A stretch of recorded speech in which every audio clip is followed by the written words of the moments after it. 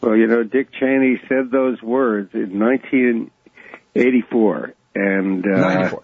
He was 1994. I'm sorry, and he was the former Secretary of Defense. And in the intervening years, people ask, well, what happened between then and now? I mean, all one can do is look at his record. He left government for a stint as chairman and CEO of Halliburton, from whom he still, by the way, receives deferred compensation, and then he returned to the public sector as Vice President of the United States. So we congratulate Cheney on his recommendation that we not go in there. It's funny, too, because going back even to the first Gulf War, Brent Scowcroft and James Baker and George Bush Sr., they've all explained this numerous times, that you don't want to do that. In fact, I remember there was a Tom Clancy book that I was unfortunate enough to read not too long before September 11th, and the plot was that the Iranians have an assassin on Saddam Hussein's bodyguard detail, and he kills Saddam Hussein, and that's it. Snap of a fingers, automatically Iran inherits the south of Iraq. Right.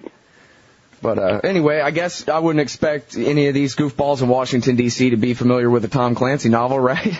Well, truth is stranger than fiction. So. All right. One more thing before I let you go here, Victor, is I kind of want to give a little bit of credit to where it's due and complain that all the people who get it wrong get promoted, and people like Eric Margolis, for example, who, I don't know of any reason that, even among officialdom, that he does not have, establishment credibility as a journalist. Here's a guy who's covered 15 wars, who's been right about everything this whole time, and I still can't find Eric Margolis on my TV set ever. Yeah. He's marginal because he got it right. Yeah. Yes, that's what it comes down to. All right. Well, one more question. Is it the case, do you think, that only through satire can this kind of point be made to the American people? Is that why you chose this venue? That people won't really take it in unless you make it a joke?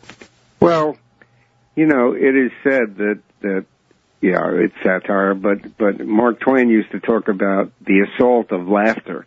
And I think satire is a legitimate form of social criticism. But in this case, a number of people have said to Chris Cerf and me, I looked at these quotes and I laughed till I cried. Yeah. All right, everybody. That's Victor Navasky. He's the co-author with Christopher Cerf, or Kerf? Cerf. Christopher Cerf, of Mission Accomplished, or How We Won the War in Iraq, The Experts Speak. And you can find their Tom Dispatch article at antiwar.com/Engelhardt today. It's called McCain Misspeaks by Christopher Cerf, Victor S. Navasky, and Tom Engelhardt. Thanks very much for your time today, sir. Thanks a lot. And by the way, if you'd like to hang on, I'm going to play my favorite clip of Tom Friedman on the way out here. Now that the war is over and there's some difficulty with the peace, was it worth doing? Well, I think it was unquestionably worth doing, Charlie. And I think that looking back, I now certainly feel I understand more what the war was about. And it's interesting to talk about it here in Silicon Valley, because I think looking back at the 1990s, I can identify that there were actually three bubbles of the 1990s. There was the NASDAQ bubble. There was the corporate governance bubble. And lastly, there was what I would call the terrorism bubble. And the first two were based on creative accounting. The last was based on moral creative accounting. The terrorism bubble that basically built up over the 1990s said, flying airplanes into the World Trade Center, that's okay. Wrapping yourself with dynamite and blowing up Israelis in a pizza parlor, that's okay. Because we're weak and they're strong, and the weak have a different morality. Having your preachers say that's okay, that's okay. Having your charities raise money for people who do these kinds of things, that's okay. And having your press call people who do these kind of things martyrs, that's okay. And that built up as a bubble, Charlie. And 9/11 to me was the peak of that bubble. And what we learned on 9/11 in a gut way was that that bubble was a fundamental threat to our open society. Because there is no wall high enough, no INS agent smart enough, no metal detector efficient enough to protect an open society from people motivated by that bubble. And what we needed to do was go over to that part of the world, I'm afraid, and burst that bubble. We needed to go over there, basically, and take out a very big stick, right in the heart of that world, and burst that bubble. And there was only one way to do it, because part of that bubble said, we've got you. This bubble is actually going to level the balance of power between us and you, because we don't care about money. We're ready to sacrifice, and all you care about are your stock options and your Hummers. And what they needed to see was American boys and girls going house to house from Basra to Baghdad, and basically saying, which part of this sentence don't you understand? You don't think, we care about our open society? You think this bubble fantasy, we're just going to let it grow? Well, suck on this, okay? That, Charlie, was what this war was about. We could have hit Saudi Arabia. It was part of that bubble. Could have hit Pakistan. We hit Iraq because we could. That's the real truth. And there is no doubt that Saddam Hussein now has weapons of mass destruction. Weapons of mass destruction. Botulinum, VX, sarin, nerve agent. Iraq and Al-Qaeda. Iraq and Al-Qaeda. Terrorism. Cyber attacks. Nuclear program. Biological weapons. Cruise missiles. Ballistic missiles. Chemical and biological weapons. Iraq has weapons of mass destruction. President Bush has said Iraq has weapons of mass destruction. Tony Blair has said Iraq has weapons of mass destruction. Donald Rumsfeld has said Iraq has weapons of mass destruction. Richard Butler has said they do. The United Nations has said they do. The experts have said they do. Iraq says they don't. You can choose who you want to believe. Did Colin Powell close the deal today in your mind? Trust me. Saddam Hussein's intentions have never changed. He is not developing the missiles for self-defense. These are missiles that Iraq wants in order to project power, to threaten, and to deliver chemical, biological, and, if we let him, nuclear warheads. Did Colin Powell close the deal today in your mind for anyone who has yet objectively to make up their mind?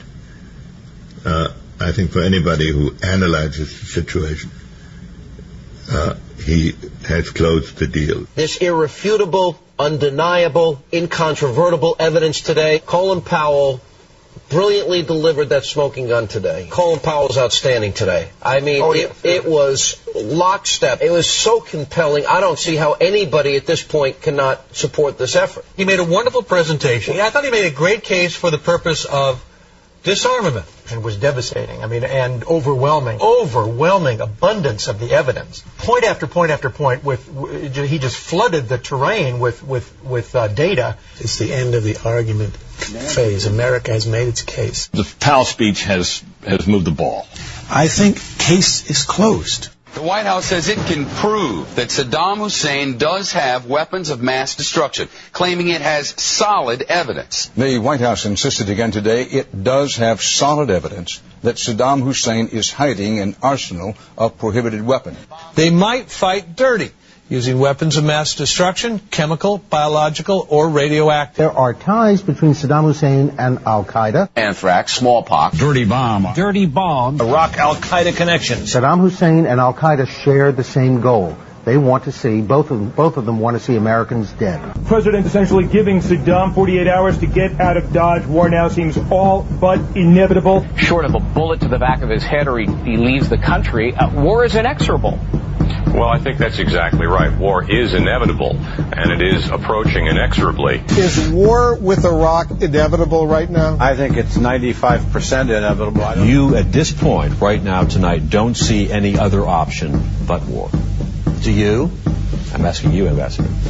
I agree. I don't think there's a viable option for the administration at this point. We're way too far out front in this. Send us over there, guys. Let's get on with it. Let's get it over with. Showdown Iraq.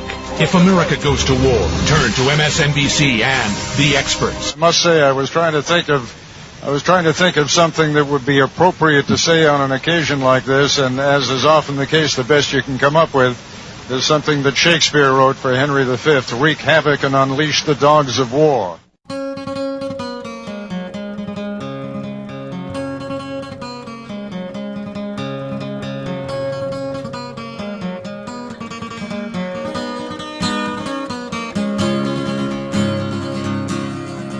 Oh, I marched to the Battle of New Orleans at the end of the early British wars. The young land started growing, the young blood started flowing, but I